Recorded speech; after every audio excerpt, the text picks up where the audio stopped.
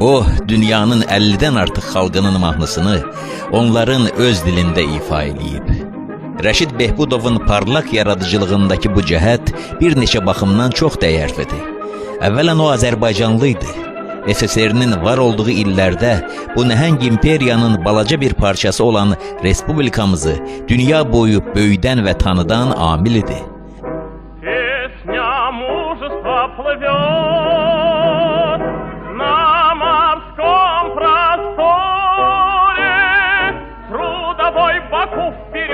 Трудовой Баку вперед устремился в море.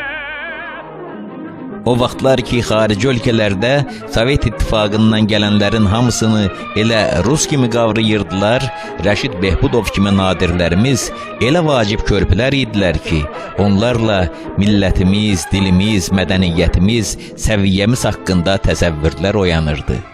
Belə fəaliyyətlərlə Azərbaycana və xalqımıza rəğbətlər artırdı.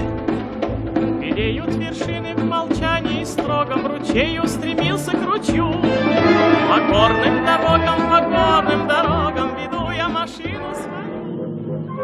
Ellər aşaraq Hindistandan Bakıya gəlib çatan, 1950-ci illərdə bütün dünya ekranlarını fəth etmiş Raj Kapurun Rəşidi araması, onunla dostluqdan iftixar duyması gününə görə qətiyyən sadə hadisə deyildi.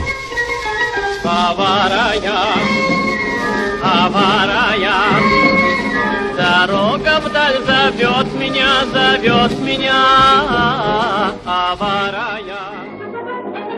Bir də Rəşid Behbudovun xarici dillərdə mahnılar ifa etməsinin, həm də ustalıqla, elə o xalqın müğənnilərinin çoxunun da mat qaldığı dəqiqliklə oxuması dahi sənətkarımızın bir başqa üstünlüyündən də xəbər verir.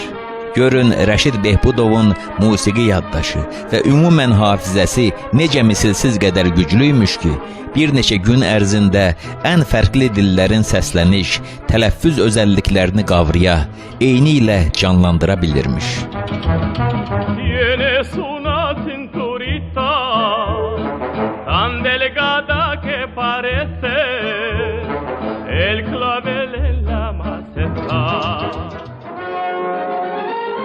Biz elə sağkən əfsanə olan bir sənətkarın müasir olmuşuq və Rəşid əfsanəsi hələ çox-çox gələcək Azərbaycan insanları ilə həm zaman, həm nəfəs olaraq qalacaq.